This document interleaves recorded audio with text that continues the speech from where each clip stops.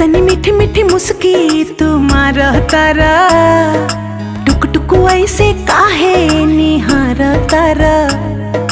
देख तनी मीठी मीठी मुस्की तुम्हारा तारा, टुक टुक ऐसे काहे निहार तारा। काथी चले तोरा मन में सांवरिया, हटे हटावले ना हटे नजरिया हो, जनमा रे जान हो मधुन कलर सरिया। मन करे कहसली भरिया कवरिया हो, जनमा रे जान हो मधुन कलर सरिया।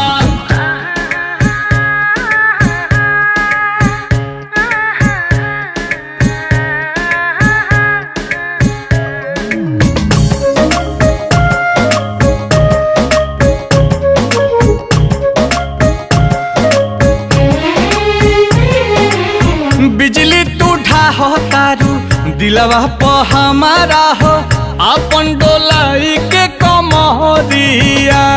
हवने ना तोहर लुटेरा, निरखेला कमर के घेरा।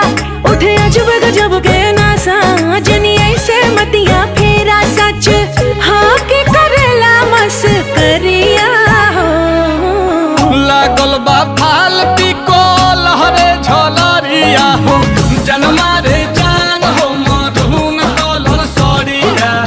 मन करे कसली भरिया कवरिया हो, जनमा रे जान हो मधुन कलर सरिया।